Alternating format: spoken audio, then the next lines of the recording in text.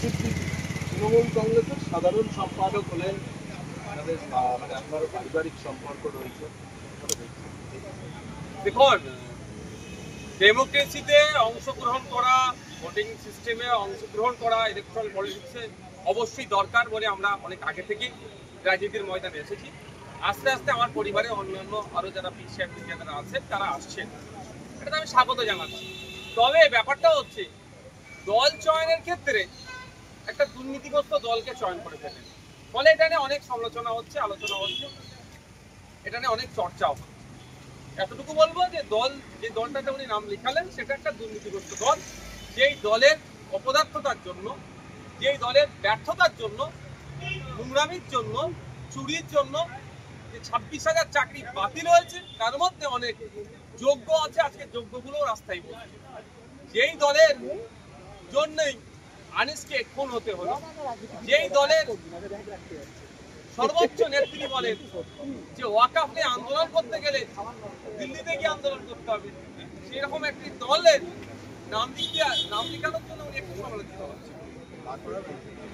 প্রকাশ করছেন খুব ক্যানিংয়ের বিধায়ক শওকত মোল্লা, তিনি বলছেন যে কাসেম সিদ্দিক কখন কি বলেন কদিন আগে বিভিন্ন করেছেন এবং এদের মনে হয় খুব বেশি রুজি রোজগার। আমার থেকে গুটি কয়েক তৃণমূলের কিছু বিধায়ক নেতারা আছে, সৌজন্যতার সম্পর্ক আমরা রাখি, আপনারা জানেন ভালো করে। সেই ক্ষেত্রে মাঝে মধ্যে ফোনে হাই হ্যালো হয়। গতকালকে আমাকে এইরকম বেশ কয়েকজন ফোন করে তারা ক্ষোভের সাথেই বলছিলেন যে আমরা এতদিন দল করছি, এত স্যাক্রিফাইস করছি, হঠাৎ করে কেউ আসলো তাকে দলের এত বড় পদে বসিয়ে দিল, এটা কি গণতন্ত্র? আমি তাকে উল্টে জিজ্ঞাসা করেছিলাম একটা কথা, তারাই কথা বলে রাখি। শওকত মোল্লা সাহেবও খুব প্রকাশ করছে যে শওকত মোল্লা সাহেব বড় পদ পাওয়ার জন্য ক্যানিংয়ে নিরীহ মানুষের উপর অত্যাচার, শুধু নয় ভাঙড়ের মানুষের উপর অত্যাচার, মিথ্যা কেস এবং আমাকে ক্রমাগত ভাষাগত আক্রমণ করে যাচ্ছে, সেও পদ পেল না। তবে গতকালকে যখন তৃণমূলের কয়েকজন নেতা আমাকে ফোন করেছিলেন, আমি তাদেরকে জিজ্ঞাসা করলাম, দাদা আপনাদের দলের জেনারেল সেক্রেটারি কতজন? তিনি আমাকে অকপটে উত্তর দিলেন, দাদা এটা আমার পক্ষে বলা সম্ভব নয়, কারণ কখন কাকে বসিয়ে দেয় বোঝা মুশকিল। তারপর অনেক ভাবনা চিন্তা করে দেখলাম এই প্রশ্নটা যদি মমতা ব্যানার্জিকে করি, এই প্রশ্নটা যদি সুব্রত বক্সী মহাশয়কে করি যে স্যার আপনাদের দলের মোট জেনারেল সেক্রেটারির সংখ্যা কত, উনি আমার মনে হয় 5 মিনিট মাথা চুলকাবে, তারপরে হয়তো এক্সাক্ট সংখ্যাটাও বলতে পারবেন না। মানে যাকে মনে হয় সকাল সন্ধ্যে ধরে বসিয়ে দেয়, একটা পোস্ট, বাকি সব ল্যাম্প পোস্ট। শওকত মোল্লা সাহেবের এখন অস্থিরতা বাড়বে, কারণ যে কাসেম ভাই সাহেবের সম্পর্কে, ভাইজান সম্পর্কে শওকত মোল্লা এতদিন আক্রমণ করেছে, বাই ডিফল্ট ডেজিগনেশন অনুযায়ী কাসেম ভাইজান শওকত মোল্লার অনেক ওপরে বসছে, কাসেম ভাইজানকে এখন ভাইজান সম্বোধন করতে হবে, ফলে ওনার একটু ফাটবেই।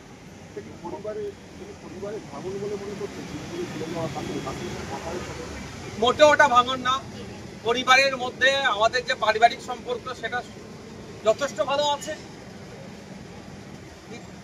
কিন্তু রাজনৈতিকভাবে যে যাকে ইচ্ছা পছন্দ করছে, যে দলকে ইচ্ছা পছন্দ করছে সে সেখানে যেতেই পারে। তবে কাসেম ভাইজান তৃণমূলে যাওয়াটা, একটা দুর্নীতিগ্রস্ত দলে যাওয়াটা পশ্চিমবাংলার মানুষ এটা ভালোভাবে মেনে নিতে পারছে না। এখন বাংলাদেশ কথা বলছিলেন, আজকে মুখ্যমন্ত্রী আসবেন, জিজ্ঞেস করবেন মমতা বন্দ্যোপাধ্যায়কে যে আপনাদের দলের পছন্দ জেনারেল।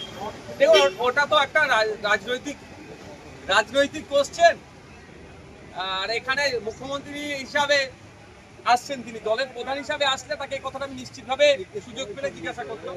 তবে এখানে সুযোগ পেলেও আমি সে কথা জিজ্ঞাসা করবো না, কারণ এটা একজন মুখ্যমন্ত্রী হিসাবে আজকে বিধানসভায় আসছে।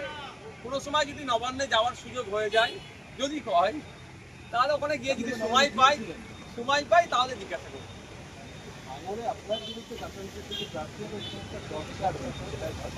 আমি চাইছি আমার বিরুদ্ধে মুখ্যমন্ত্রী প্রার্থী হোক ভাঙড়ে, আমি এটা চাই, আমি অন্য কাউকে চাইছি না। আমি চাইছি আমার বিরুদ্ধে মুখ্যমন্ত্রী প্রার্থী হোক। তবে একটা কথা জানিয়ে রাখি, পশ্চিমবাংলার মুসলিম সম্প্রদায় তৃণমূল থেকে যেভাবে মুখ ফিরাতে শুরু করেছে, কাউকে দিয়ে ড্যামেজ কন্ট্রোল করতে যদি চাই সেটা হবে না, কারণ একের পর এক পদক্ষেপ তৃণমূল কংগ্রেসের মুসলিম সম্প্রদায়ের মানুষজন ক্ষিপ্ত হয়ে উঠছে।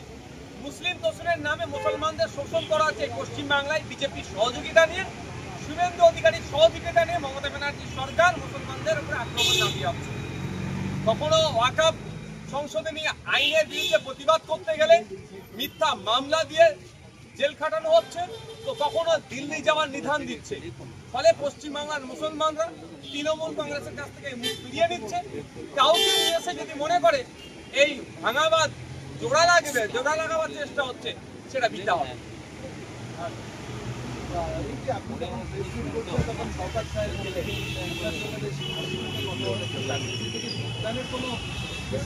আমার সাথে কথা হয়নি, কারণ হচ্ছে আমি আপনাদের কোশ্চেনের উত্তর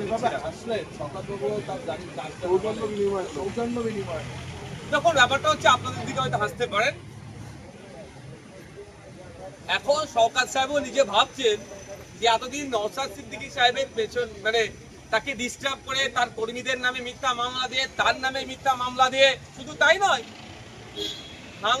ভাঙড় ডিভিশনের একাধিক থানার অফিসারদেরকে তৃণমূল কংগ্রেসের রাজনৈতিক মঞ্চে বসিয়ে দিতে পেরেছিল যে শওকত সাহেব, সেই শওকত সাহেব এখন ভাবছে তাকে আবার শাসন করবে কাসেম সিদ্দিকী ভাইজান। ওই জন্যই হয়তো হাসিটা দুঃখের হাসি আসছে না সুখের হাসি আসছে, তাকে জিজ্ঞাসা করুন আপনারা। আপনি খুশি কাসেম সিদ্দিকী তৃণমূল কংগ্রেসের যোগদান? দেখুন, একটা অন্য রাজনীতি দলে গেছে, আমি তৃণমূলের কংগ্রেসের চরম বিরোধী, বিজেপি চরম বিরোধী, খুশি হওয়ার প্রশ্ন আসবে কেন? তবে হ্যাঁ, রাজনৈতিকভাবে আমি তাকে স্বাগত জানাবো, রাজনৈতিক ময়দানে রাজনৈতিকভাবে মোকাবেলা করার জন্য।